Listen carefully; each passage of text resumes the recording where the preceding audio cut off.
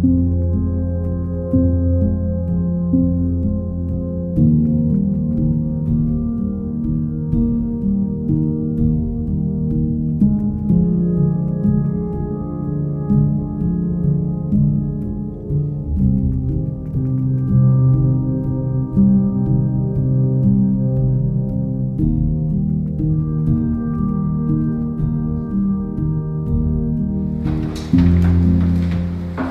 noite, amigos.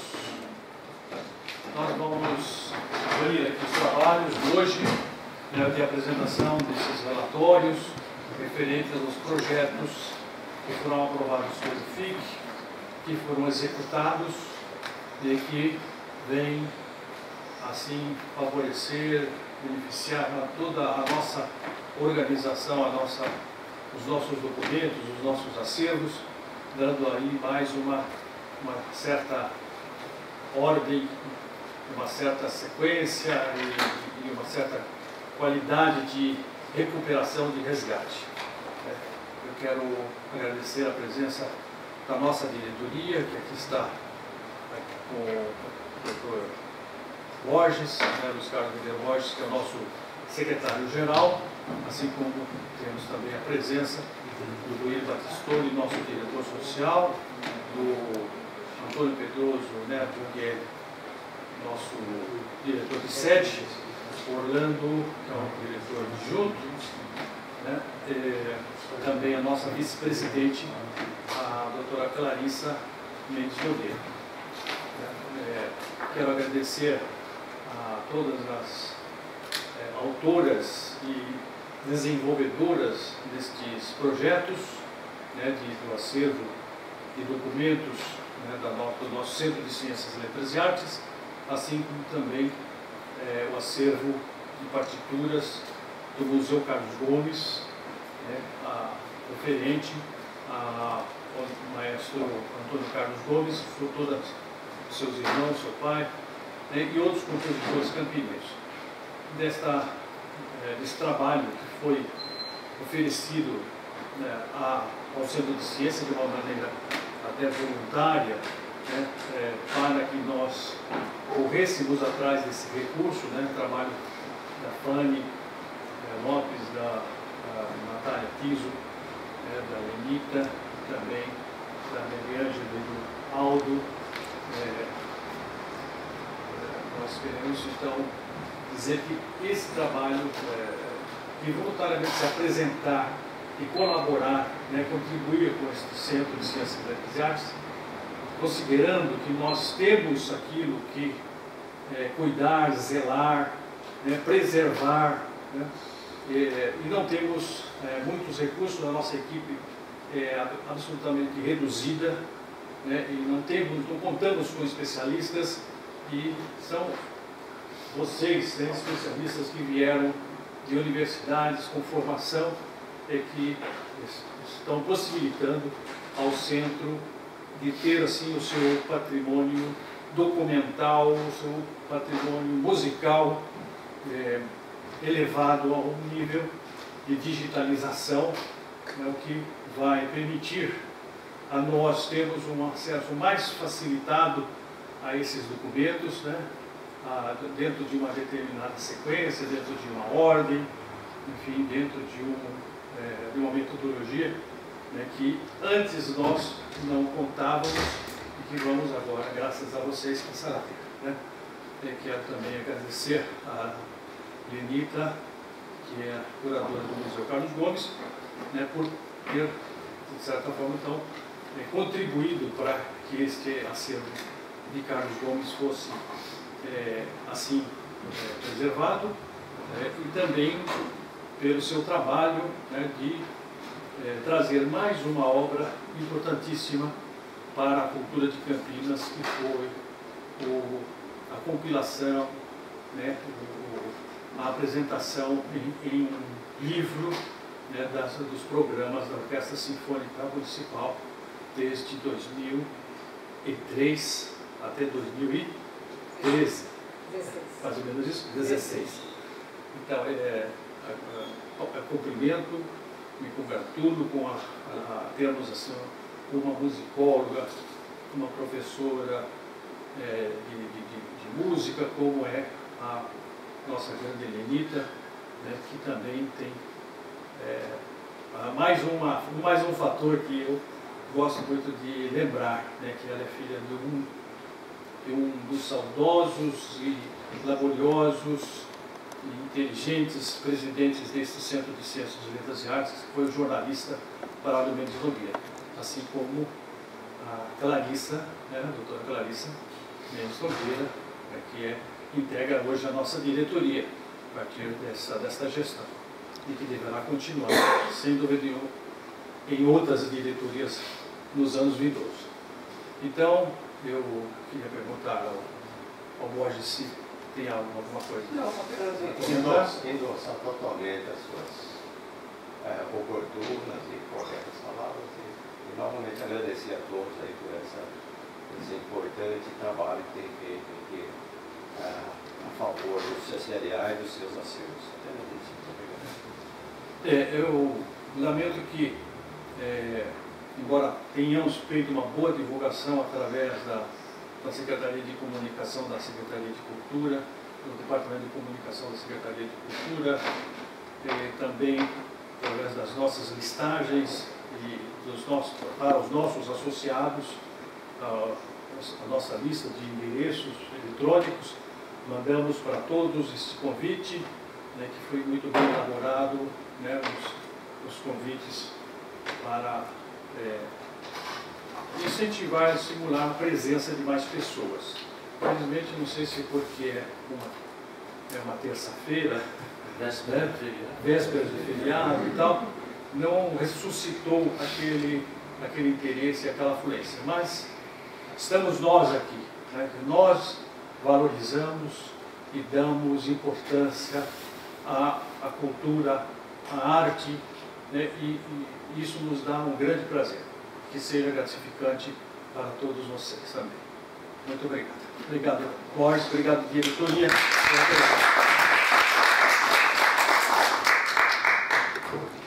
Boa noite. E agradecer a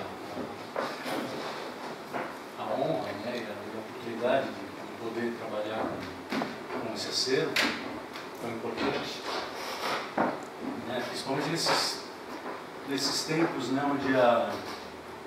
onde a cultura vem sendo, né, as artes em geral, né, vem sendo atacada. Olha,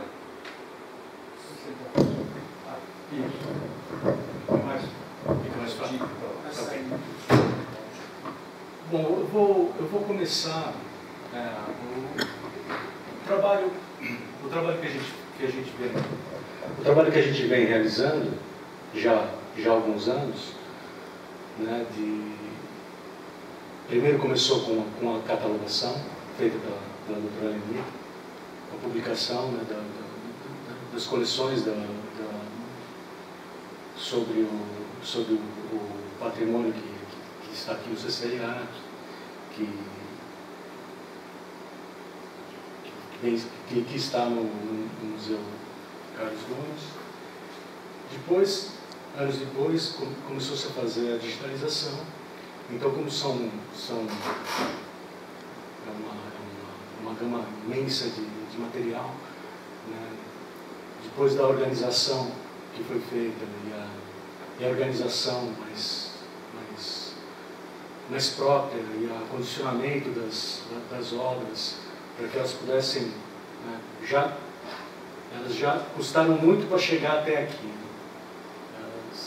A gente tem um certo privilégio de ter conseguido, privilégio proporcionado em grande parte pelo próprio CCLA, de ter mantido essas obras, de ter guardado, né, e divulgado esse patrimônio. Então, logo depois dessa primeira catalogação feita pela doutora Helenita, se deu início à digitalização mais sistemática, o acondicionamento, né, em pastas próprias, com pH neutro, e a numeração, né, das obras, porque as obras eram muito... Elas estavam com várias numerações, umas sobrepostas das outras. Então foi começado a se fazer esse trabalho. Isso é só um preâmbulo. Né? Esse trabalho foi patrocinado pelo FIC, né, da Prefeitura de Campinas, do Fundo de Investimento Culturais de Campinas, Investimentos Culturais de Campinas, né, e pela Secretaria de Cultura. E vamos dar início. Né?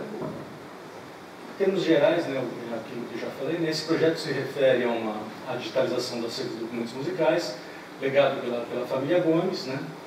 E a série documental que integra o arquivo do Museu Carlos Gomes, mantido pelo Centro de Ciências, né? O arquivo abriga vários fundos, né, que retratam a vida de Campinas no século XIX e XX. Talvez o mais importante que esse acervo represente é justamente isso.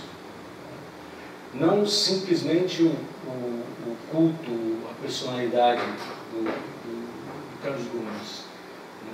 Apesar de ser uma figura inquestionável, né, na história da música brasileira, né? Muitas vezes se costuma achar que outros trabalhos que não alcançavam tanto relevo nacional e internacional sejam menores. E esse panorama todo musical da época, ele é justamente o que reforça mais a grandeza de figuras como o Carlos Gomes. Né? Porque todo esse panorama que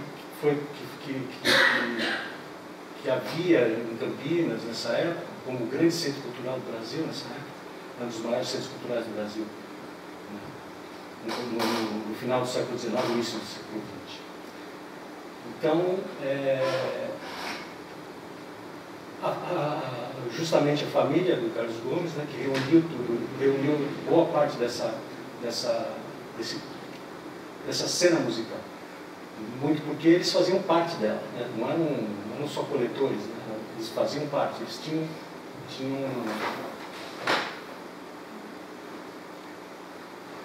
um papel relevante na produção artística musical da época. Os documentos, nesse trabalho que foi feito agora por esse FIC, foram os documentos digitalizados que pertencem ao Fundo Manuel José Gomes, né? Formado por obras de compositores brasileiros atuantes no período colonial e imperial e cópias de obras de compositores estrangeiros. Esses papéis foram reunidos pela família Gomes, que esteve presente na cena cultural, como já disse, de Campinas por todo o século XIX e início do XX. Né? As obras que a gente escolheu para focar nesse trabalho em particular foram dos compositores que atuaram, né, em terras paulistas. Foi um critério, né, poderiam haver outros critérios, porque a gama de obras abarca uma série de enfoques que se pode dar. Mas preferiu dar esse enfoque porque se achou que seria relevante. Né? Por exemplo, né, compositores que atuaram, né, em São Paulo, como o André da Silva Gomes, o Jesuíno de Monte Carmelo, o Antônio José de Almeida, o Padre Joaquim José Gomes Santana, o Elias Álvares Lobo, o Azarias Dias de Mello, o José Maurício Júnior, o Diogo Theodore Bradfish e outros, né? São vários, não se encerra nesses. No princípio do ano de 2016, quando esse projeto foi elaborado, né, foram listadas 88 obras de 38 compositores. Foi o que se achou no início, olhando, né, no geral do que estava. Né. eram manuscritos autógrafos de músicas sacras e profanas, vocais e instrumentais, compostas no século XVIII ao início do século XX. Importantes, né, para o estudo justamente dessa produção que era usada aqui. Não só que foi feita aqui, mas que era tocada aqui. Durante o processo, nos valemos de informações colhidas em artigos, teses acadêmicas, para contextualizar, né, as obras, porque a obra em si, às vezes, as informações que ela tem são dúbias, né? Então, para a gente conseguir paliar as informações que elas apresentam, você tem que buscar informações em jornais da época, em publicações, em outros estudos que já foram feitos, né? Isso é essencial, né? Desse primeiro levantamento que foi feito, nós identificamos 73 obras de 34 compositores. Esse processo de pesquisa ele é contínuo, ele não se encerra, ele é cíclico, porque sempre que alguma informação nova aparece, ou que alguma publicação é feita, ou que alguma notícia de outro acervo tenha sido digitalizado, permite que a gente faça comparação e encaixe uma obra ou outra que estava meio perdida e que não se sabia, na realidade, de onde ela teria vindo e onde ela tinha sido mais focada, né? E também permite a gente identificar compositores que no primeiro momento não estavam sem identificação, né? Às vezes a obra não tem a identificação do autor e muitas vezes o nome às vezes parece com o copista e às vezes não é o copista, às vezes a obra está escrito que pertence a tal pessoa e essa pertença não é a autoria. Ela pode ser simplesmente que o músico tinha a partitura, tinha o papel, tinha a propriedade do papel, né? E isso acontece muito quando a gente começa a olhar as partituras, a gente vê que elas vão passando de mão, vão mudando de mão, e muitas vezes essas informações elas ficam truncadas. Então, quando a gente faz essa contextualização, a gente consegue identificar o que é, o que não é.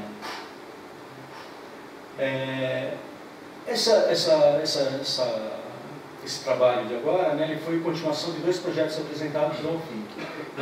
Na edição de 2013, foi a digitalização do acervo de partituras musicais do Museu Carlos Gomes, e onde foram adquiridos o computador que está lá no museu, né, o scanner, né, a impressora, né,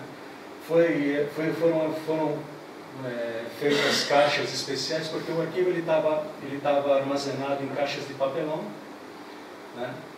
Era o que deu para se fazer na época, né? Não é armazenar documentos em caixa de papelão não é assim a melhor coisa que se pode fazer, mas é muito melhor do que não estar armazenado em nada.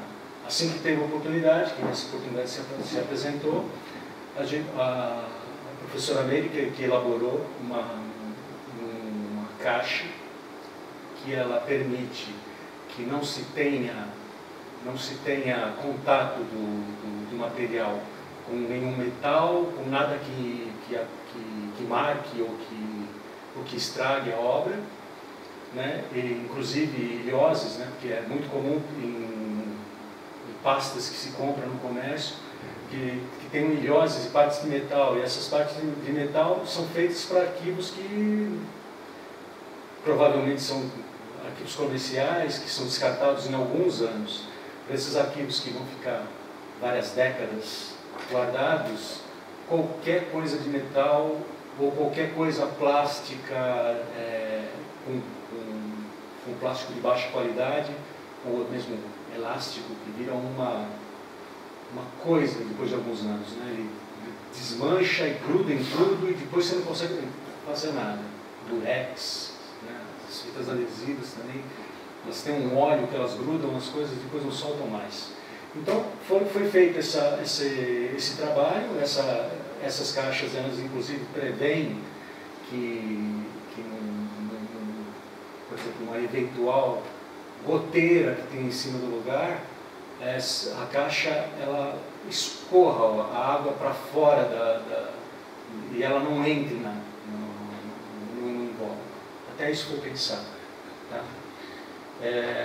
Depois, na edição de 2014, né, foram digitalizadas 96 obras de autoria de Manuel José Gomes, né, o mestre de capela aqui em Campinas, José Pedro Santana Gomes, filho de Manuel, também compositor, arranjador e maestro.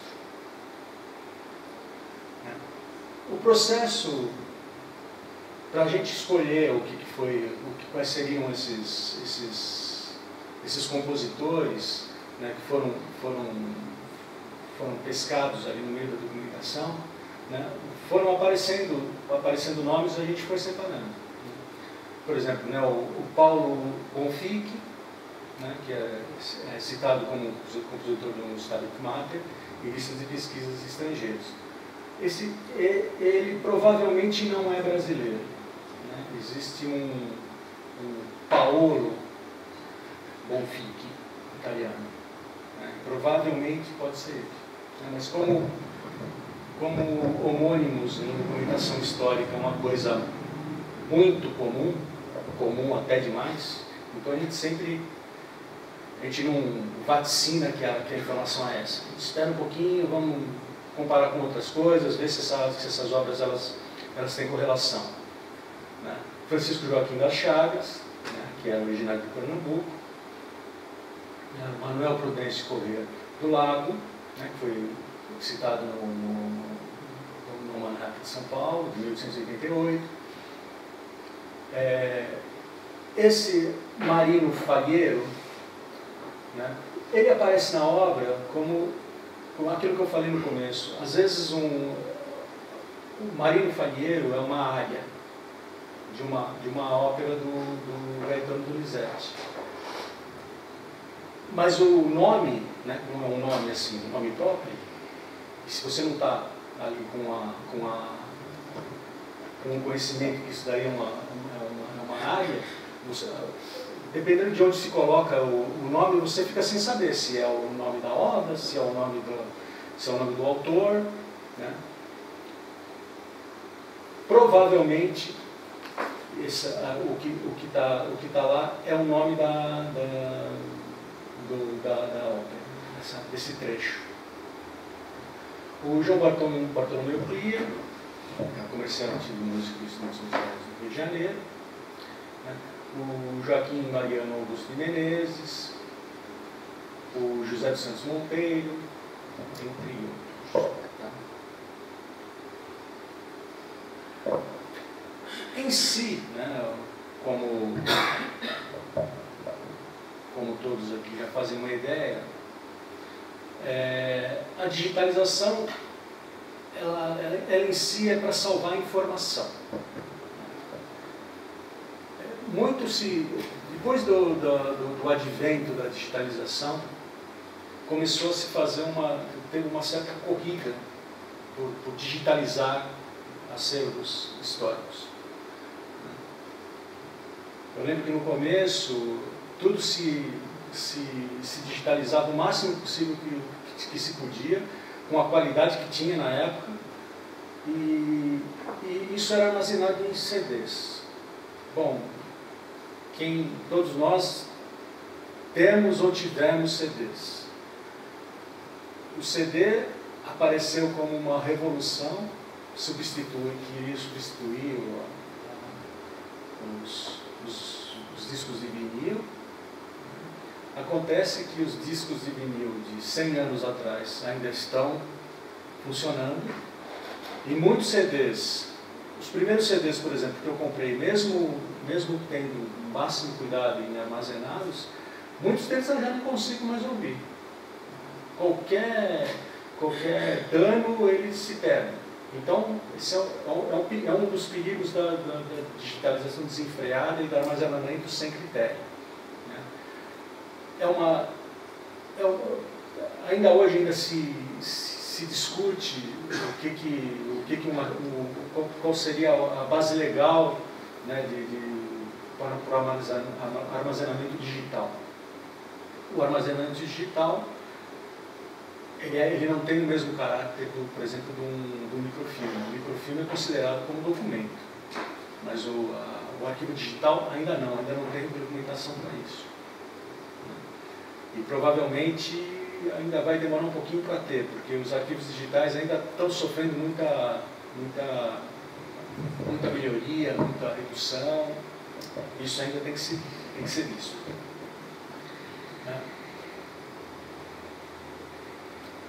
Outra coisa, né, que é além dessa salvaguarda da informação, a digitalização muito é para se preservar o original, né, para evitar que ele seja manuseado demais. E o principal é para você facilitar o acesso eletrônico, porque hoje em dia, né, todas as mídias dependem, toda divulgação cultural, divulgação mesmo acadêmica é feita com base em arquivos digitais. Hoje na universidade se ensina como você ainda na elaboração da sua tese, da sua dissertação, como você faz a pesquisa já linkando todas as informações que você vai obtendo no meio digital, por meio de um programa. Isso, à medida que você vai construindo a sua argumentação na tese, você já vai linkando isso com as fontes digitais, seja de informação publicada ou de imagens mesmo. Isso tudo, então é uma revolução ainda que ainda está no começo, e tudo isso ainda é novo para a maioria das instituições que mexem com cultura, principalmente no Brasil.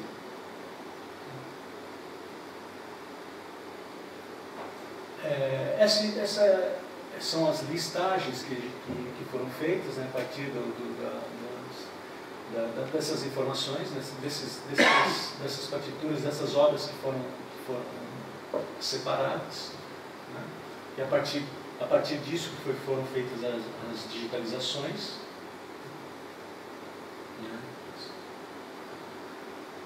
Só para ilustrar, para ali, que são 73 obras de 24 compositores. Os procedimentos gerais. Foi revista toda a documentação, né, para rever o número da obra, conforme o catálogo que a professora Lenita publicou em 97.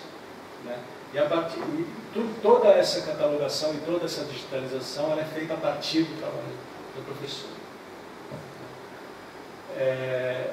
Cada peça, né, cada obra, ela tá acondicionada em papel A3 com a identificação, tudo escrito com lápis macio, para não deixar marcas novas nos documentos, né, porque muitos deles têm muita coisa escrita por cima e às vezes a marca de coisas que foram escritas, até contas de mercearia, né, se dá para perceber nas obras. Que estava embaixo, foi fazer a conta em cima e fica lá. Ou às vezes faz a conta no próprio documento, às vezes. Né? As informações, né, nesse papel A3, tem as informações sobre os copistas, as datações, a instrumentação, e além de outras observações, porque às vezes, além da informação musical, tem outras coisas que estão escritas ou descritas lá no documento, e às vezes coisas que são alheias ao próprio documento, mas que são informações históricas importantes, então estão anotadas. Né? A acomodação das obras, né, nessas novas caixas de polinolas, né, que foram desenhadas especialmente para o acervo. Né? Foi organizado tudo nas estantes, né, tomando cuidado para o armazenamento não ter mais que 4 pastas, uma em cima da outra, porque o próprio peso vai abatendo em cima das pastas e isso pode prejudicar com o tempo, né? Mas desde que foi feito até hoje, a gente percebe que as pastas, por exemplo, elas terem sido bem elaboradas, elas não abateram em nada, elas continuam firmes e estão preservando bem a documentação. A gente fez o escaneamento, algumas obras que, pelo volume, pelo jeito que elas estavam, não dava para ser posta no scanner, o scanner poderia danificar a obra, a gente preferiu tirar foto, né, guardar o arquivo fotográfico como se fosse do scanner,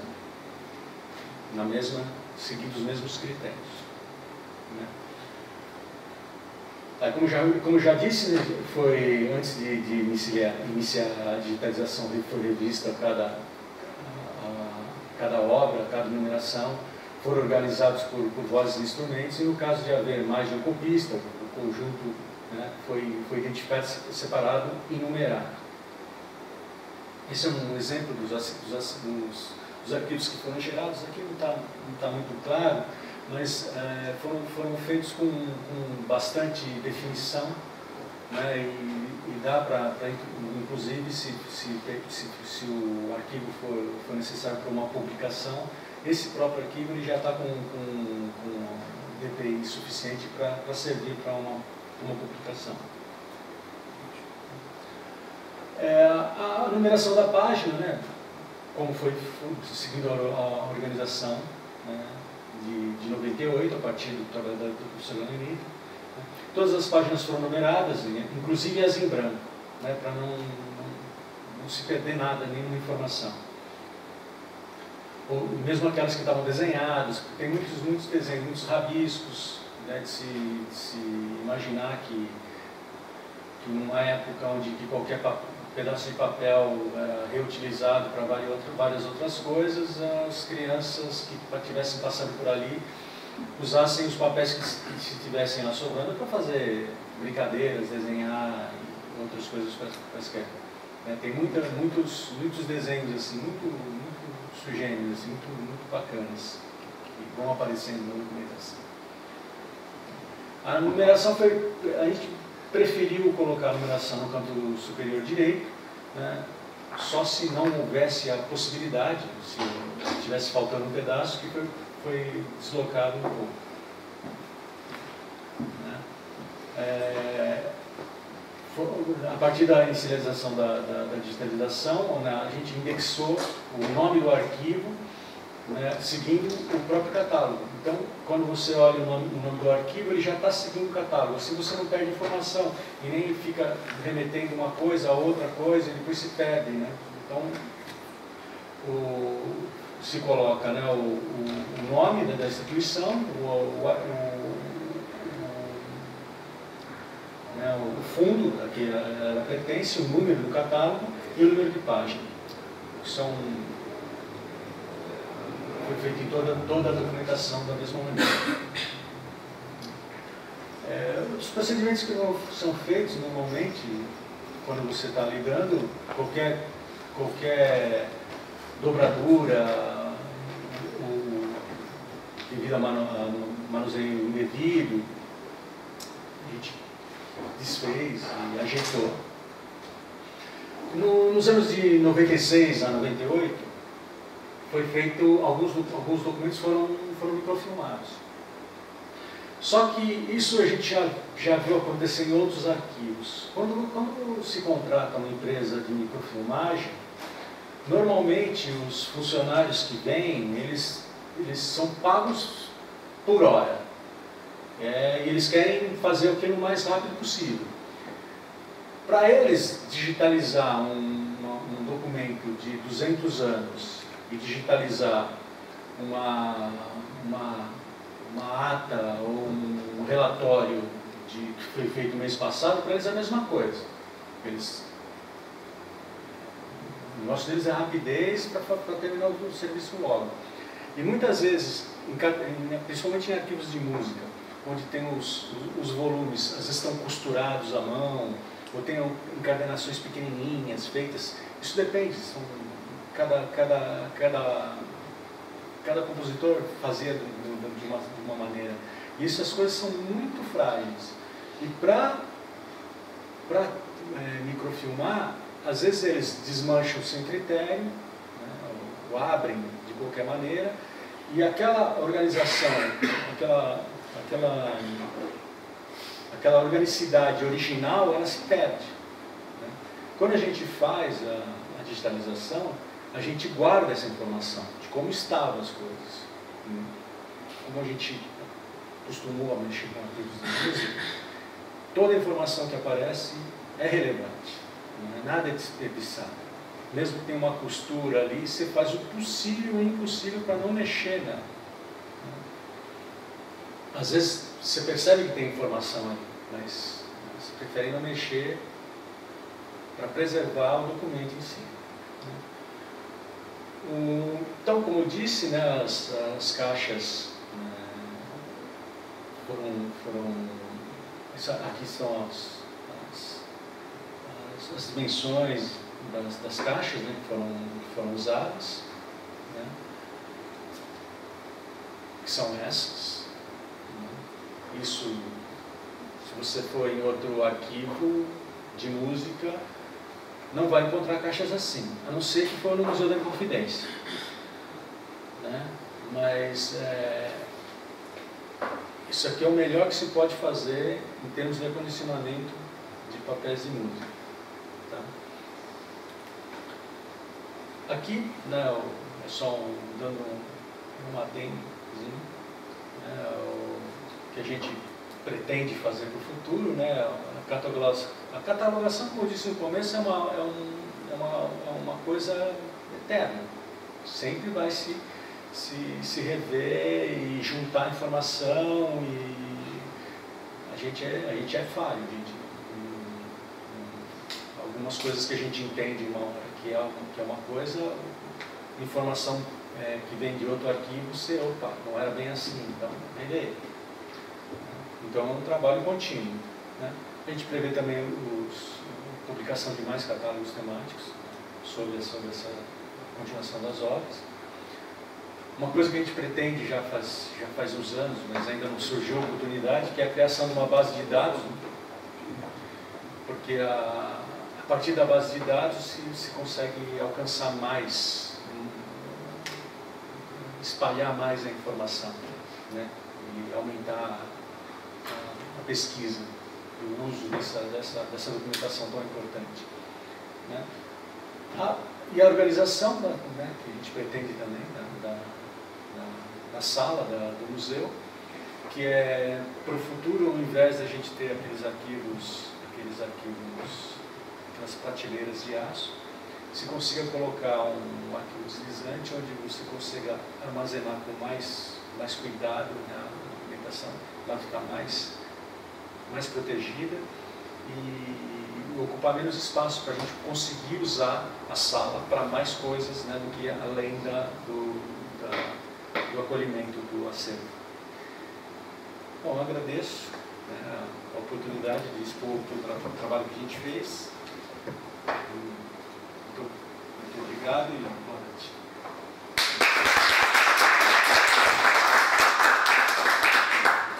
Bom, enfim, eu vou falar um pouco sobre o projeto desse livro chamado Todas as Notas, Comentários para os Programas da Orquestra Sinfônica Municipal de Campinas entre 2003 e 2016. Originalmente o projeto era até 2015, mas como houve um atraso, enfim, acabei incorporando também o 2016. E esse atraso, enfim, foi uma coisa importante, porque o atraso calhou de cair justamente nos 90 anos da orquestra, né? Então foi um atraso bem-vindo no final das contas, né? Então acabou gerando isso. Bom, então, pois é, senão não teria, né, já teria. Então, eu queria falar um pouco então rapidamente sobre a orquestra, né, que esse ano está fazendo então 90 anos. E ela tem sua origem, então, no dia 6 de outubro de 1929, né, com a criação da Sociedade Sinfônica Campineira. E durante a cerimônia de fundação, ficou estabelecido que a meta era, abre aspas, né, constituir-se pelo prestígio de seus membros, pelo estudo de todos os assuntos musicais, pelo auxílio mútuo e cooperar ativamente para o engrandecimento da classe musical sem cor política. Então, já não tem política. Houve a aprovação do estatuto e a eleição da diretoria, né, que foi Salvador Bob como regente e Jorge Wittmann como presidente. E o grupo apresentou-se pela primeira vez dia 15 de novembro de 1929 no Teatro São Carlos, aqui em Campinas. E, naturalmente, o primeiro som que emitiu foi o hino nacional brasileiro. Depois foram apresentadas peças de Carlos Gomes, Richard Wagner, Anton Rubinstein, Mascagni e Carl Maria von Weber. E a orquestra, na ocasião, tinha 51 componentes. E essa orquestra teve uma atuação contínua até 54, depois ela teve alguns problemas, mas ela manteve outros grupos, acabou se mantendo na atividade. Até que em 65 é criada uma lei municipal que municipaliza, que torna a Sinfônica Municipal de Campinas como um órgão do município. E isso, na verdade, só se concretizou na década de 70, um pouco mais para frente, mas a lei é de 65. Bom, aqui a gente tem então a primeira ata, esse documento que foi achado por milagre recentemente.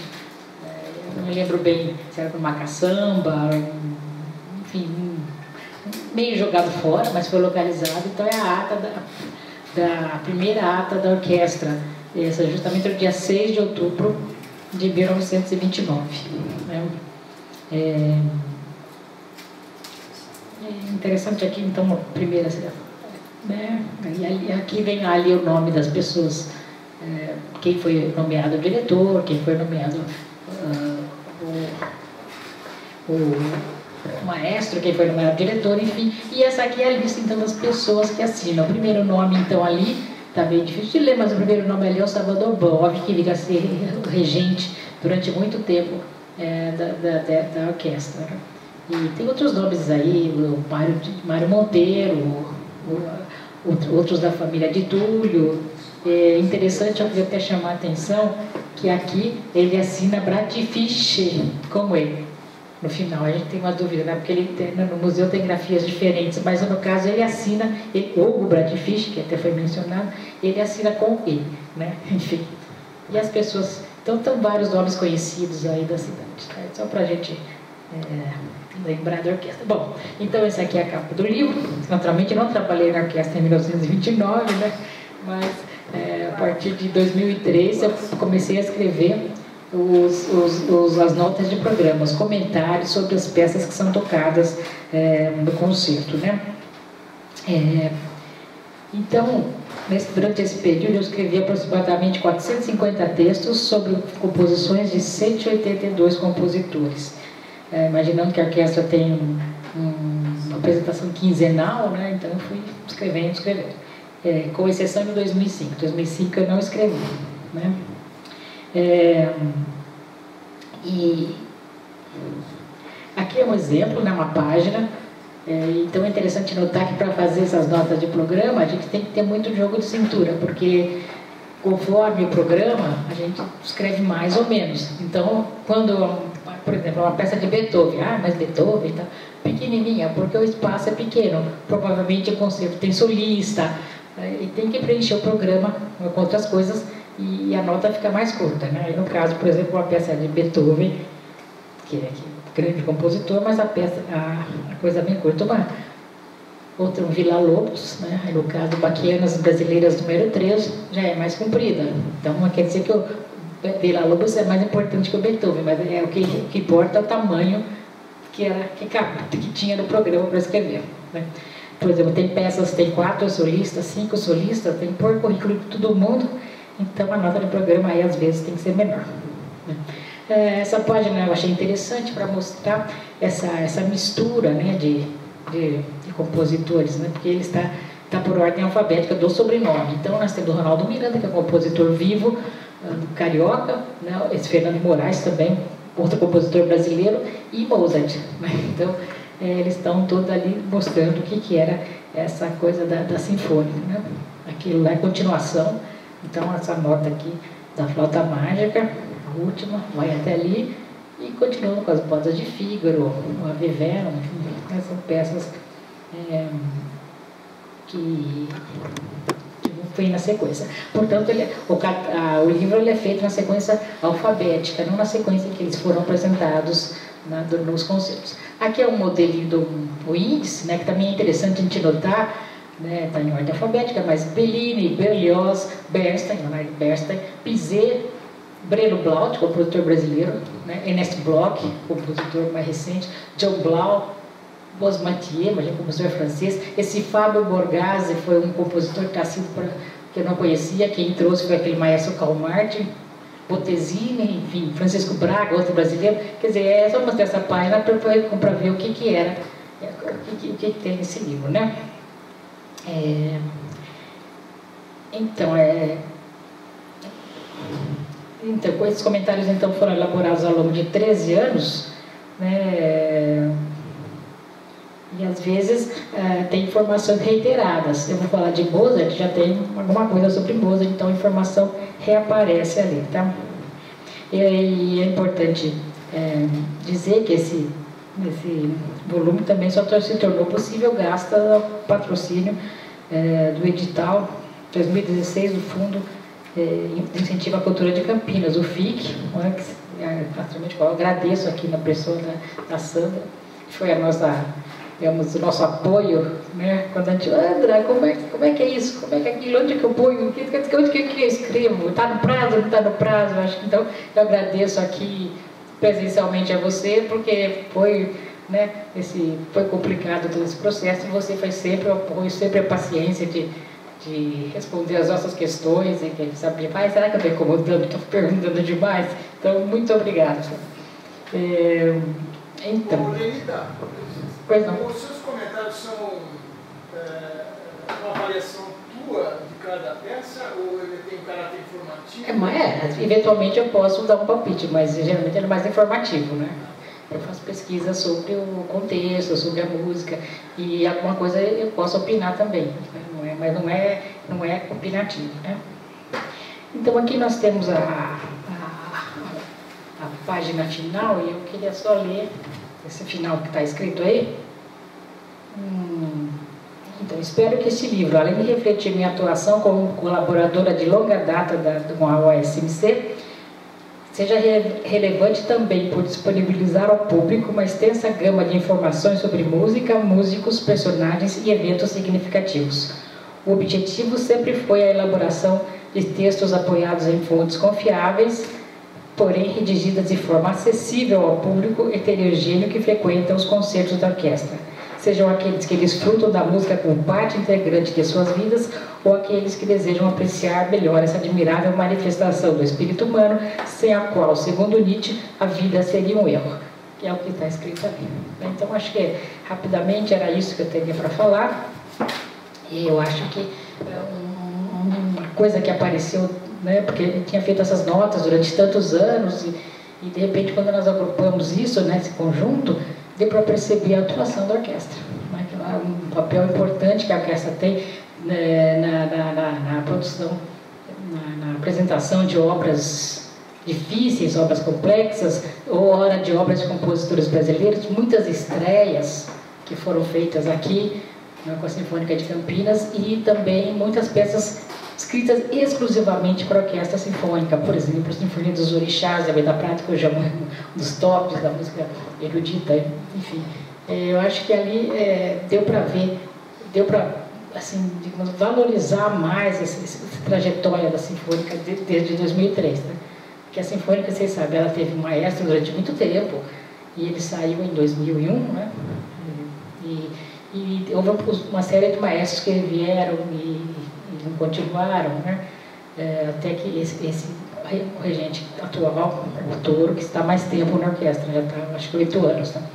Mas, enfim, e cada um vinha com um perfil, né? Então a orquestra foi fazendo um trabalho bem interessante, que acaba, esse livro acaba, além das notas específicas, ele acaba tendo esse papel também de ser um retrato do trabalho da Sinfônica, justamente nesses 90 anos. Né?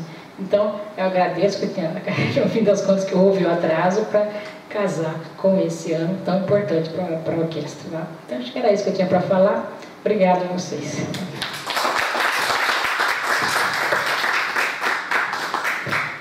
Bom, boa noite, eu sou a Natália, trabalhei junto com a Fanny, né, para quem não nos conhece ainda.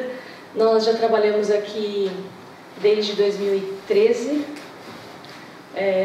gestando o projeto em 2012, aprovado pela Prefeitura, Secretaria de Cultura, em 2013, na catalogação da Pinacoteca. Né, então, depois veio almejar mexer com os documentos do CCLA. Então esse já é o nosso terceiro projeto aqui e por isso nós agradecemos à Prefeitura de Campinas, ao Fundo de Cultura, a Sandra, ao Sr. Alcides, atualmente nesse projeto, antes era o Dr. Marino, e a toda a diretoria e ao CCLA, na pessoa dos seus funcionários, que a gente sabe bravamente fazem um trabalho com todas e apesar de todas as dificuldades. Então nós agradecemos a todos vocês também que estão aqui hoje. Bom, esse projeto de preservação da memória documental do CCLA surgiu quando a gente já estava aqui dentro, justamente trabalhando na Pinacoteca. Por conta de fazer a catalogação dos quadros, e é um trabalho muito parecido com o que o Aldo estava contando aqui com as obras musicais, catalogar significa um trabalho infinito de primeiro inventariar, dizer o que tem, mas também buscando informações sobre aquilo, como não havia um inventário, né? Então a gente começou a vasculhar, primeiro a memória oral dos funcionários, Dr. Marino na época, né, o diretor, para saber de onde veio, o que são, o que eram, e a gente foi descobrindo o que tinha dentro daquela sala, que também não estava nada organizada. Então toda essa memória acumulada, e por isso a gente foi até a sala dos documentos, né, tentando procurar algo. Mas os documentos não estavam sistematizados, então era quase que impossível a gente achar alguma informação sem saber onde procurar. E aí a gente se deu conta do tamanho do acervo que o CCLA guarda aqui dentro, né, em papel. São 118 anos de papel, né? São 118 anos em papel. E ele guardava não só informações possivelmente de todos os acervos do Carlos Gomes, né, do Museu Carlos Gomes, do Museu Campos Salles, da biblioteca, da Pinacoteca, e a gente percebe que então o CCLA guarda uma memória própria, que é a memória de todas essas peças que compõem o CCLA, que compõem esse prédio que está aqui há algumas décadas. E por isso a gente começou a sonhar num projeto que valorizasse a memória do CCLA. A gente não está falando só da memória das obras, das histórias que ele guarda aqui sobre Campos Salles ou sobre Carlos Gomes, mas a história do CCLA em si. Então começar a olhar a importância do CCLA, né? E não como só as peças, mas o todo. E acho que isso é importante para atribuir valor ao CCLA como instituição que é um remanescente de uma vontade aí do início do século, de uma vontade cultural, de uma vontade intelectual, né, de uma vontade de saber que caracteriza o início do século. E o CCLA se inscreve nesse momento e ele persiste até hoje. Então, trabalhar com esse acervo era um pouco desse olhar para o CCLA, que eu acredito que atribuirá valor a essa instituição, né, e resistindo aí ao esfacelamento, né, e às vontades de dividir o CCLA, que a gente sabe que a gestão desse acervo gigantesco é muito complexa, custa, né, precisa de técnicos, e a gente sabe que como museu pequeno isso não é só o CCLA, mas é no país todo e no mundo, né, não é só o CCLA, isso não é único, é característico de museus pequenos, de pequenas instituições, é sempre uma dificuldade os recursos humanos e financeiros. Então, aí entra justamente esse papel da Prefeitura de nos apoiar para que a gente possa, de alguma maneira, juntar a nossa vontade de trabalhar, a vontade de valorizar esse acervo e fazer acontecer. E aí entra justamente o organismo público para apoiar e o beneficiário sendo então o Centro de Ciências e, claro, a Sociedade Campineira. Bom, o CCLA então foi fundado em 1901 e, como eu já disse, reflete esse entusiasmo cultural do início do século, essa vontade científica. O CCLA guarda aqui centenas de periódicos ainda não catalogados. Esse é um outro grande acervo que faz brilhar nossos olhos. Maravilhoso, né? Numa das incursões ao lado do Dr. Marino, a gente chegou até o mezanino e se deparou com aquele monte de prateleiras guardando livros e periódicos do início do século. Possivelmente, talvez, alguns deles aqui sejam obras raras no país e merecem um dia também um projeto, e a gente também tem essa vontade de poder ajudar nesse sentido. Então, são 118 anos de atividade, significa 118 anos de atividade e 118 anos de documentos, né, de registros. Então, ao longo desses anos, a área dos museus, como a gente já disse aqui, dos arquivos separados, da biblioteca, a gente sabe que enfrenta as dificuldades, mas eles já foram contemplados por projetos ou por pessoas que em determinados momentos e épocas lideraram, né, a organização e lideraram projetos para organizar e sistematizar ou preservar esses acervos. Foi assim com a biblioteca, foi assim está sendo com o Museu Carlos Gomes, também na fundação, na criação do que se chama Museu Campos Salles. Porém, a memória do próprio CCLA, né, a documentação que guarda a memória da criação, da fundação e da atividade do CCLA, essa ficou sempre guardada, depositada, né, apenas depositada. E é justamente sobre ela que a gente começou a se voltar.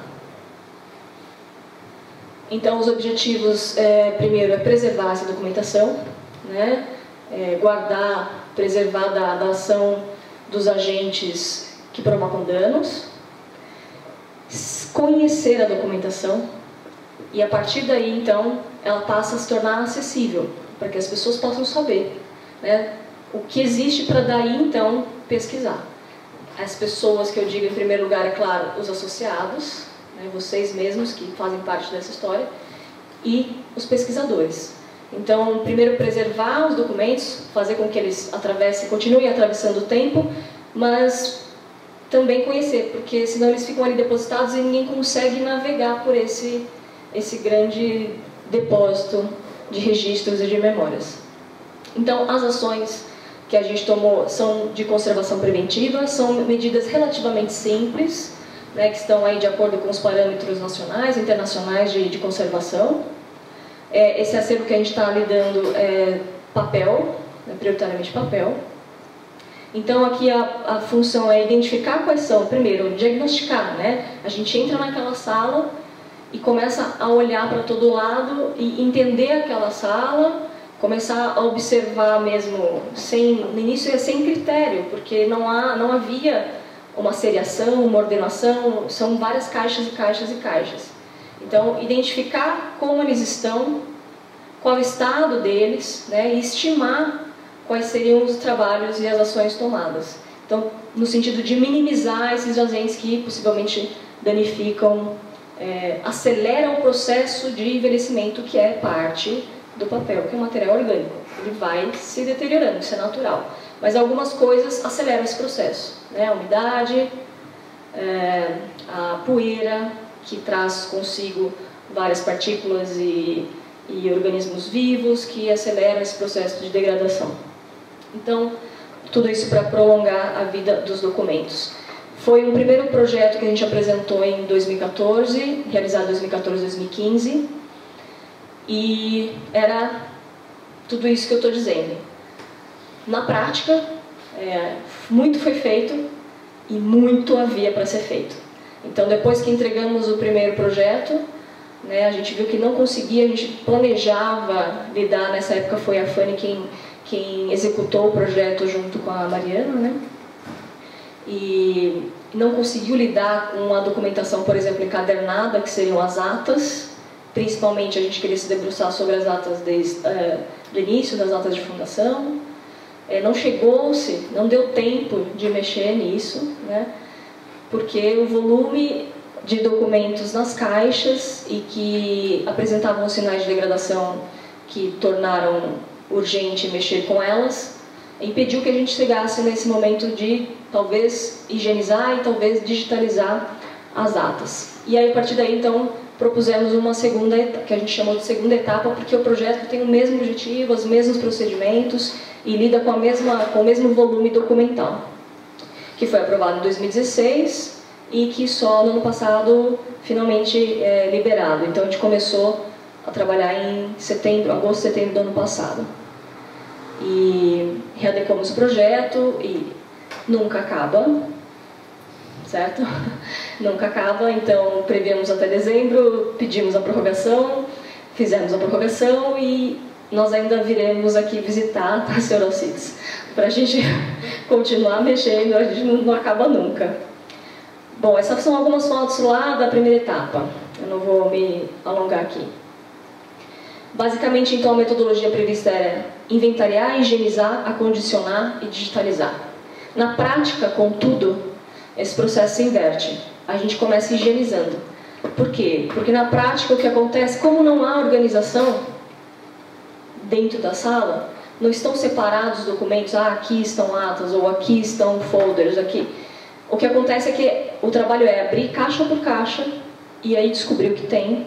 Então, abrir caixa, higieniza, e aí começa uma triagem inicial que vai se acumulando, e aí a gente começa a descobrir e a inventar séries. A partir do momento que a gente lida com a documentação, é que a gente vai entendendo como é possível de agrupá-la.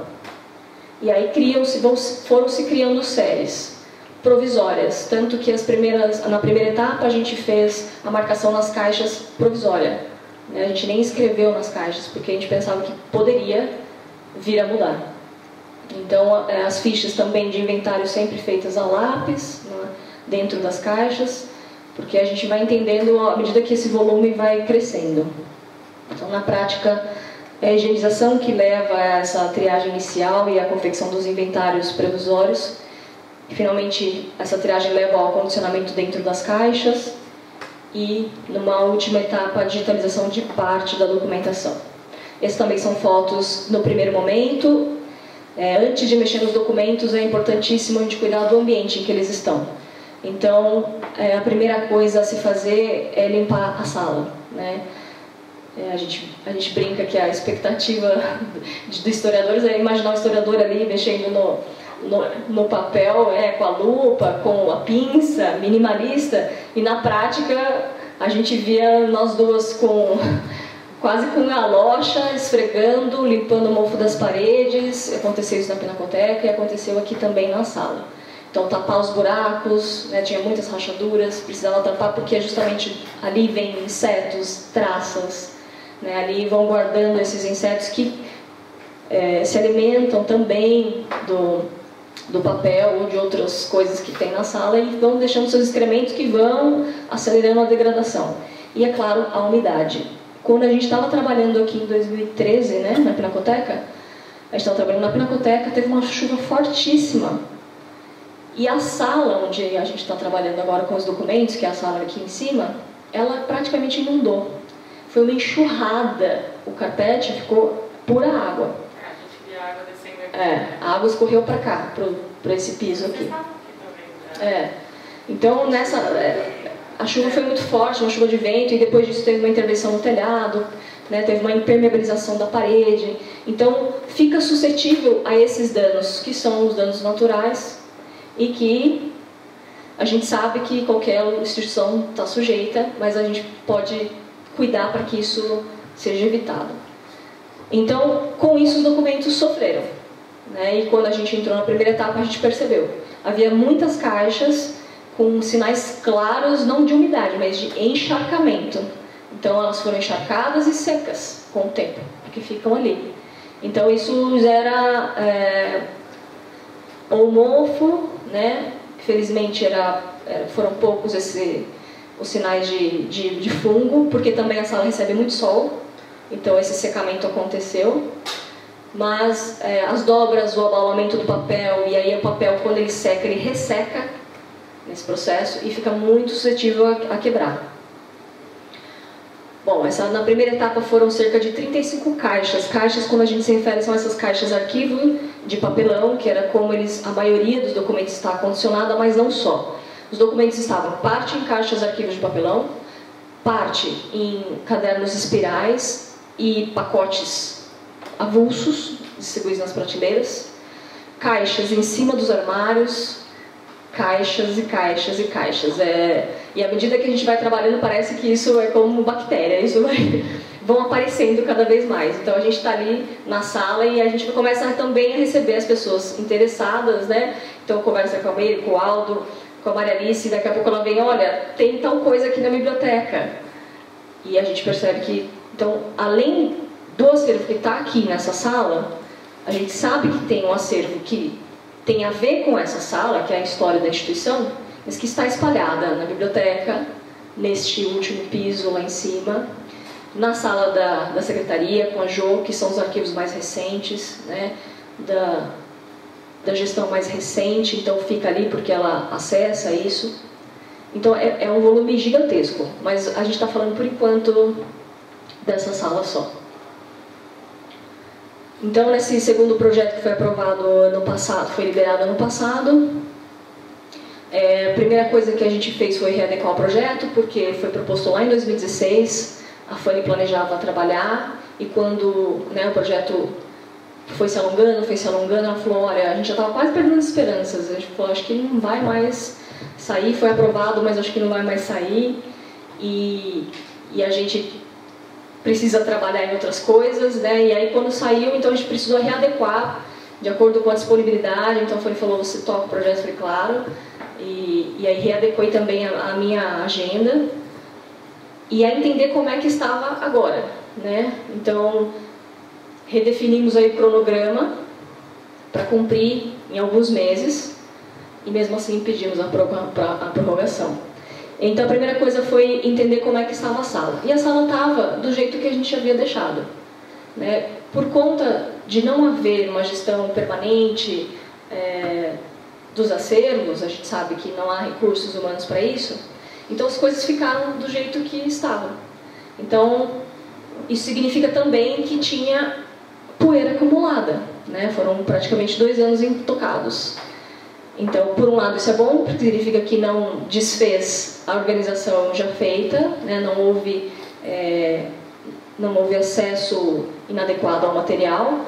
Por outro lado, significa que os agentes de degradação continuam agindo ali, né? A poeira acumulou-se, principalmente em todos os móveis, isso era visível. Felizmente, por conta de estar nessas caixas, essas caixas branquinhas são as que a gente já tratou. Então, depois de todos os processos de higienização, de triagem, de listagem, de inventariar, a gente acondiciona dentro das caixas, que são caixas de polionda, né, como o Aldo também utiliza lá no Museu Carlos Gomes, que são caixas de um material que a gente considera neutro, né, que não agride a documentação. Então, essas caixas branquinhas são as que já foram tratadas, que já passaram por todo esse processo. Ali a documentação está protegida. Além de estar no invólucro de um papel neutro, coloca como se fosse um papel, imagine um papel sulfite dobrado, né? E ali a gente escreve a lápis do que se trata aquele maço de papel, de documentos. E além disso a gente embala num plástico que permite, né, que é um plástico fino, que permite um certo respirar do documento, mas protege principalmente da poeira e da umidade. E aí coloca dentro da caixa. Então, o grande desafio de trabalhar é que o volume é gigantesco. E a gente não tinha nenhuma sistematização, então a gente não tem uma noção do todo. Isso significa que, como eu já expliquei, a gente vai, à medida que vai abrindo as caixas, é que a gente vai descobrindo o que a gente está mexendo e vai criando as séries a partir disso. Então não dá pra gente escolher... Não deu pra gente escolher assim, a gente vai começar a trabalhar com recorte de jornal, ou a gente vai começar a trabalhar com as correspondências, porque quando a gente entrou a gente nem sabia o que tinha. A gente foi descobrindo isso à medida, né? Da mesma maneira que também não dá para criar caixas em séries cronológicas. porque às vezes a gente abre uma caixa de papelão marrom que está escrito assim, Cineclube 1976-77. Aí a gente abre essa caixa e começa a olhar e acha outras coisas ali no meio. Aí a gente acredita que vai ter umas 2 caixas dessa, dos anos 75 a 80, porque as que estão visíveis ali. E tudo bem, a gente separou e imagina que vão ser 2 caixas. Só que lá na frente, depois de 2 meses, 3 meses, a gente acha mais 5 caixas com arquivos referentes a Cineclube. Então tem dessas surpresas, né? Então por isso que as séries elas não são cronológicas nas caixas, mas tudo isso está especificado nas fichas. Depois eu vou mostrar como que a gente navega nessa documentação. São cerca de, além das caixas que eu já disse, aos encadernados. Então os encadernados eles estavam concentrados nesse armário de aço, e a gente também visitou e fez uma listagem quando a gente estava trabalhando na Pinacoteca, porque a gente queria procurar informações sobre os quadros, e a gente começou a vasculhar as atas, e aí a gente meio que foi anotando a ata, qual era a data de cada caderno, e ficou ali do jeitinho que a gente deixou também, com os papeizinhos ali no meio marcados. Então as atas, isso significa não só as atas de assembleias ordinárias, mas de diretoria, de balanços, de livros de sócios, de livros de assinatura, tudo isso que está encadernado e são principalmente referentes aos primeiros 50 anos do CCLA, estão ali nesse armário. E isso também era a nossa vontade, era também tratar essa documentação, principalmente higienizar e inventariar. Então eram 150 cadernos aproximadamente 90 caixas de papelão, e mais praticamente 2 prateleiras com papéis empilhados, soltos. A higienização ela acontece folha por folha. Então a gente abre cada volume e limpa com um pincelzinho, folha por folha, remove os grampos metálicos, porque tudo isso denigre o papel, as fitas adesivas, né, o famoso durex, que também machuca bastante o papel. E a partir daí a gente vai começando a triagem, né? Essa é a higienização da sala, né, quando eu entrei para limpar as superfícies, os móveis, limpei todos os materiais que a gente tinha deixado aqui. Aqui não dá para ver muito bem, mas essa caixa era a que a gente já tinha tratado, então ficou lá guardadinha. E ali eu só mostrei com o pincel, embaixo do pincel dá para ver o pó acumulado. Ela fica ali na prateleira, e nesse tempo que ela ficou ali quietinha, isso é o pó que se acumula em cima, né? Então a documentação está ali guardada, mas acumula muito pó, então precisa realmente cuidar dessa higienização. Aqui é uma foto. Agora fez todo sentido a gente chamar de guarda-pó, né, o jaleco. Esses são os materiais que a gente mais utiliza, tem outros, mas basicamente a higienização é com pincel macio, e essas espátulas a gente usa para remoção dos grampos, clipes, fitas adesivas. Aí é o exemplo de uma caixa quando a gente abre, né? Então a gente pode reparar como as manchas amareladas, né, da acidificação do papel, esse processo de acidez de envelhecimento, que tem a ver também com a exposição à luz, e as dobras, né, por conta como elas ficam às vezes muito espaçadas na caixa, vai dobrando por conta também de empilhamentos, ou porque sofreram com a umidade. Aí nessa foto exemplifica como é que é feita a higienização. Aqui é uma ata, né? Então é varrendo mesmo, folha por folha, página por página.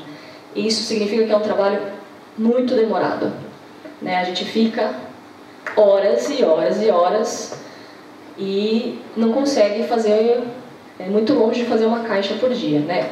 Basicamente em cada caixa dessa são cerca de 1000 páginas. Então nessa segunda etapa a gente tratou aproximadamente 15 caixas. Então vamos estimar aí 15.000 páginas de documentos, mais os livros atas. Na primeira etapa a gente tratou muito mais caixas, então foram mais ou menos 40.000 páginas. E a gente não está nem na metade do acervo. A remoção aí dos grampos, aqui alguns exemplos então das dobras e dos rasgos, né, por conta do acondicionamento. Aqui, em geral, apesar de tudo isso, em geral, a documentação está preservada, né? A gente quer dizer que não há perdas substanciais de conteúdo, felizmente. Mas alguns E aqui esses são os casos mais graves, são os copiadores, que são aqueles livros que guardam as cópias de correspondências lá de trás, né, das primeiras décadas. E esse papel, ele é muito fino, ele é muito frágil, ele já tem uma tinta, né, que não combina com o papel e que vai manchando. Então, infelizmente, esses copiadores já estão num avançado estágio de degradação e quase todos ilegíveis. Esses são os casos mais graves. E aí a gente vê os rasgos e tudo mais. Em geral, as atas estão preservadas, né, os livros atas. E aqui é uma foto dos famigerados cupins e traças que a gente encontra no meio da documentação, os vestígios deles, né? Também nas paredes, durante a limpeza nas paredes da sala, a gente também encontra aí. Alimento não falta, né?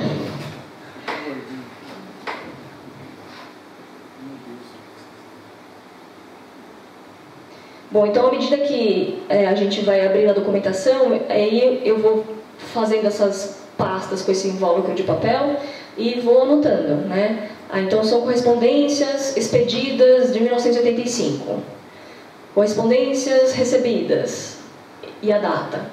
E assim vai. E à medida que a documentação vai aumentando, a gente, depois de mexer e higienizar, a gente deixava para retificar o papel, porque como ele tinha muitas dobras, a gente ia acumulando ele em pilhas com peso e deixava ali vários dias. E essas pilhas chegavam a metro, né?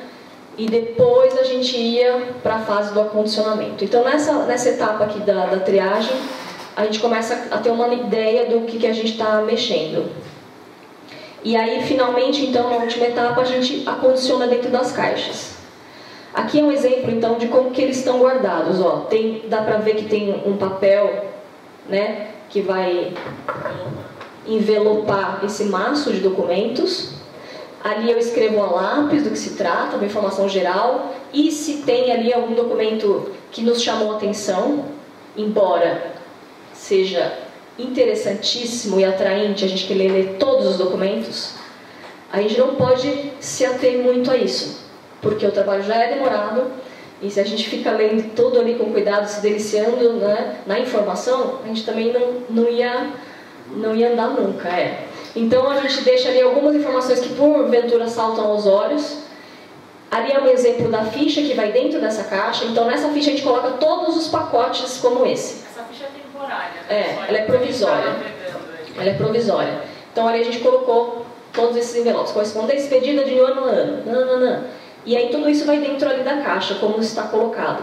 E aí vocês percebem que a ideia é que a caixa fica bem preenchida, para a documentação não abaular, para ela não ter espaço de escorregar.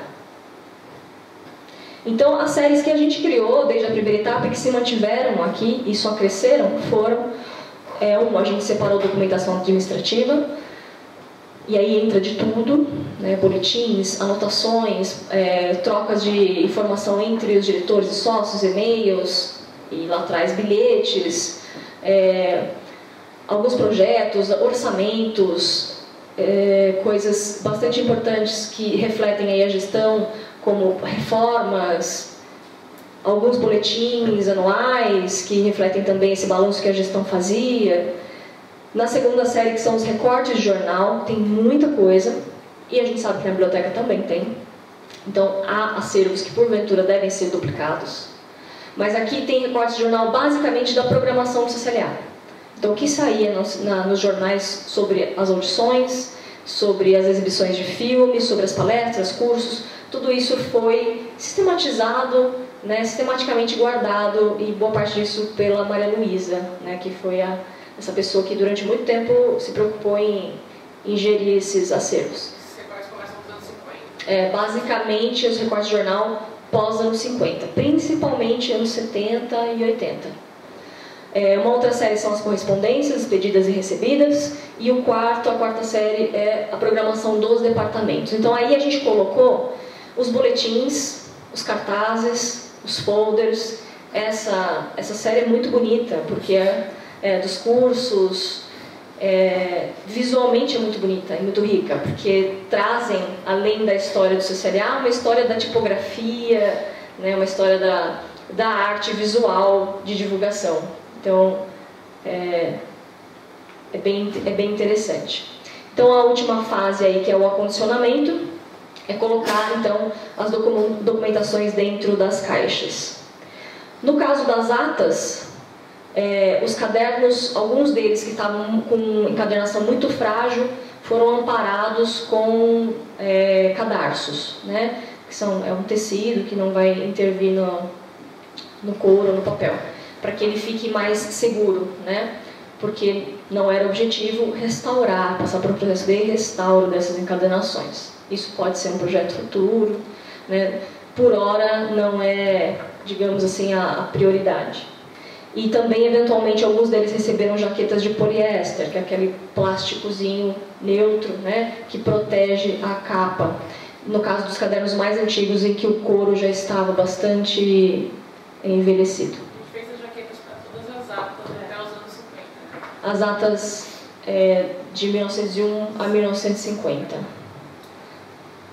Bom, aqui é só uma foto para entender mais ou menos como era uma caixa antes e como elas têm ficado, né? Então a documentação ali bem abaulada, com os grampos metálicos, e agora a documentação envelopada e devidamente inventariada.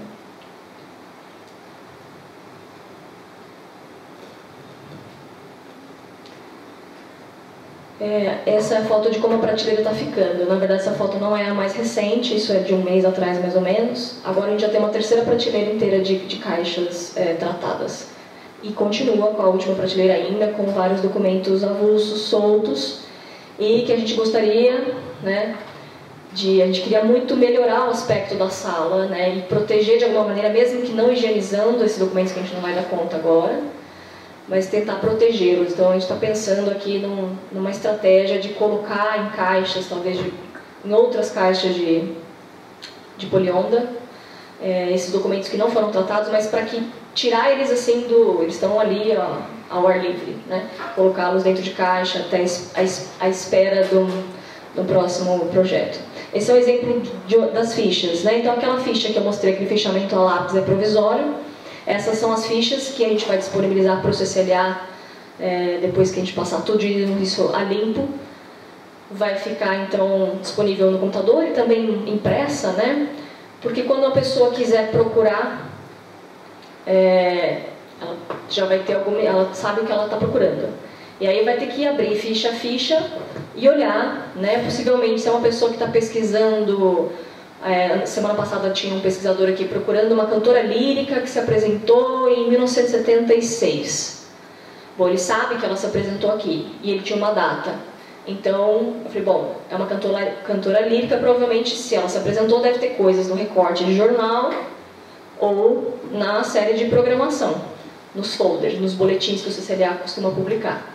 Então vamos procurar, a pesquisa tem que ser feita nessas duas séries. E aí o que é? É olhar ficha por ficha e ver onde que se encaixa essa cronologia que ele está buscando. E aí sim, ir para a caixa, né? Só ir visitar a caixa.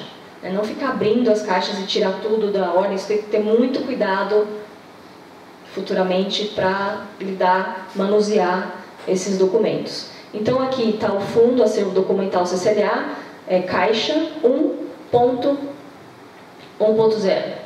Aí a série, que é a documentação administrativa, a data que a caixa abrange, né, todos os pacotes lá dentro vão de que ano a que ano, a dimensão e suporte, e aqui, por fim, o inventário, ou seja, todos os pacotes que estão dentro dessa caixa.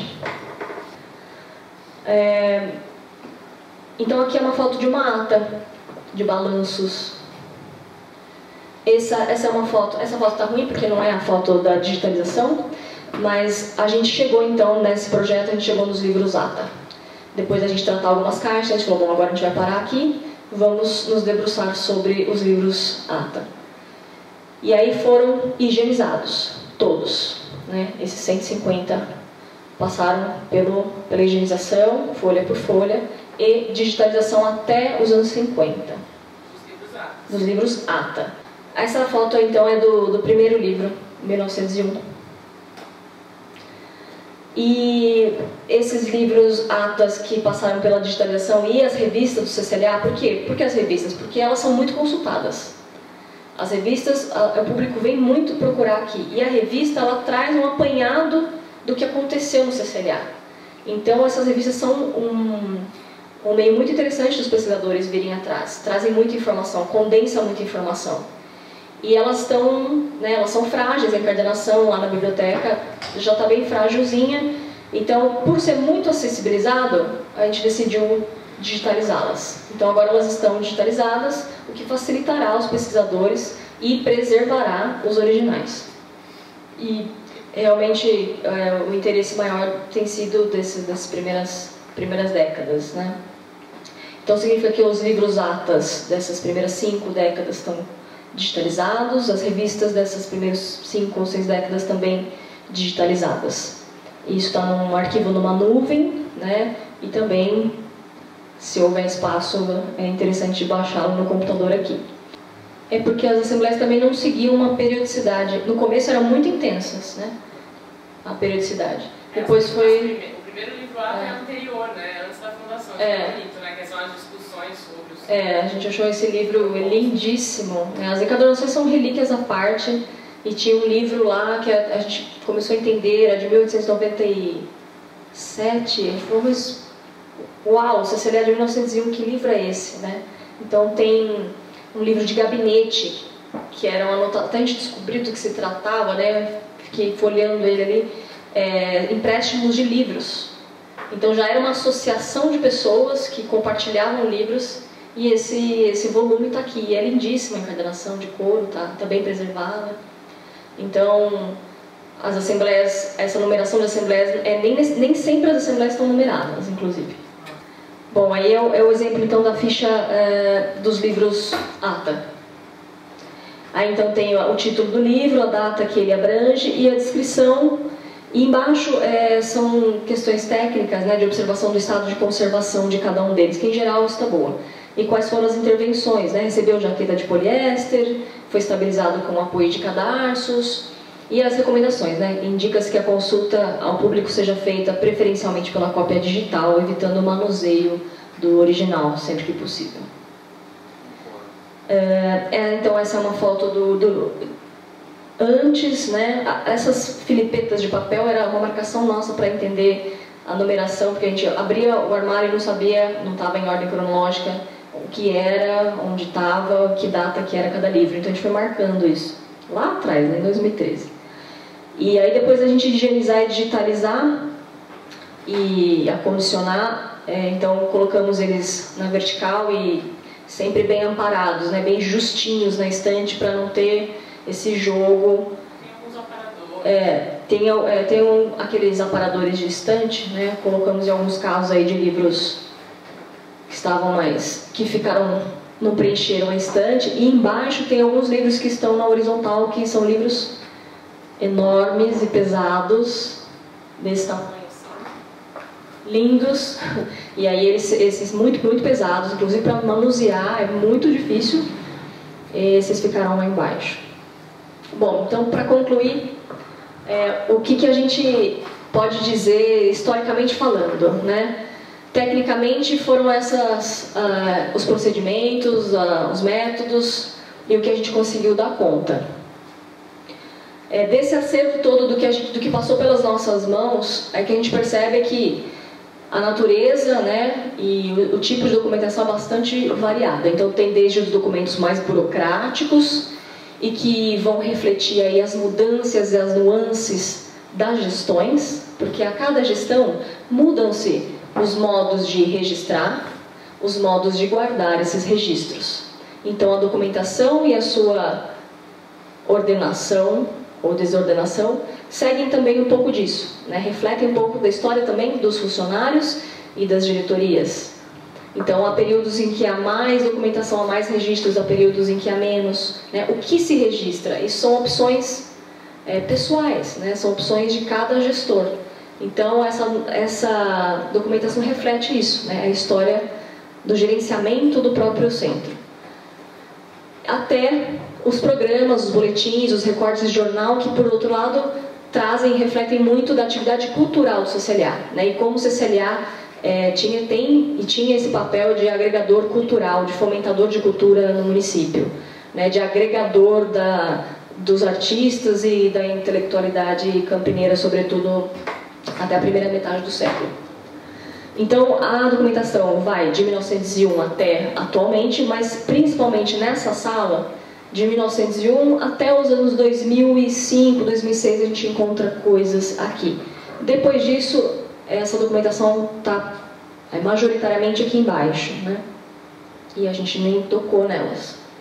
Então, os recortes, vamos destacar algumas coisas, né? Os recortes de jornais, sobretudo entre os anos 70 e 80, há muito recorte. Então, a gente vê também por aí o quanto o centro era ativo e a quantidade de recitais, de audições, de exposições, de teatros que ele promovia e que ele recebia em parcerias. Há muito também nas correspondências a gente percebe o quanto o centro tinha de permeabilidade entre as instituições nacionais e internacionais. O Cineclube, por exemplo, se correspondia sistematicamente com os cineclubes do Brasil e fora. Então guarda programas vindos da Alemanha, né, de cinema alemão, programas franceses, de cinema, ciclos de cinema francês. Então, o quanto o centro era ativo e o quanto ele estava em diálogo, né, com outros centros de promotores de cultura. Destacamos aí, então, sobretudo as caixas de cinema, que a gente foi achando aos poucos e está vendo que é uma documentação bastante vasta e interessante. E o CCLA produziu um festival, né, de cinema. Então, essa é uma documentação que possivelmente no futuro a gente ainda gostaria de se debruçar com mais cuidado. Inclusive programas de programação externa, tinha muito, está guardado aqui. Então, além da programação daqui, o CCLA guardava, que recebia, né, o MAC mandava os seus cadernos de programação, o MASP, então o CCLA guardou esses documentos também, né, principalmente dos anos, a gente está falando aqui dos anos 60, 70, 80. Bom, então os documentos burocráticos revelam aí essas idas e vindas nas gestões. Os recortes de jornal e programação contam um pouco da história, não só do centro, mas da história cultural de Campinas, né, da história de Campinas. E, como eu já disse aqui, o que é interessante é que a gente começa a perceber também, a gente vê que essa produção foi principalmente dos anos 60 até os anos 80, meados dos anos 80. E depois disso começa a haver um espaçamento e uma diminuição desse volume de atividades que o centro começa a produzir e receber. E isso também tem a ver concomitante aí com a indústria cultural, né? O fortalecimento da indústria cultural no final dos anos 80 e anos 90, que muda o jeito de nós fazermos e consumirmos cultura, né? Então os hábitos mudaram. Então o CCLA também, essa documentação também, de certa maneira, reflete um pouco disso, né? Esse espaçamento, essa diminuição das atividades do centro refletem um pouco isso, que não é só a história do Centro de Ciências, mas de outras instituições que trabalham com cultura, né? As coisas foram se pulverizando, à medida que foram aumentando também, surgindo outros centros culturais, foi diminuindo esse papel central que o Centro de Ciências ocupava, esse papel agregador. Então, se por um lado o Centro de Ciências ele vai deixando de ser o grande produtor cultural, por outro lado, ele continua sendo um grande guardador da memória e da história cultural, não do próprio centro, mas da cidade de Campinas.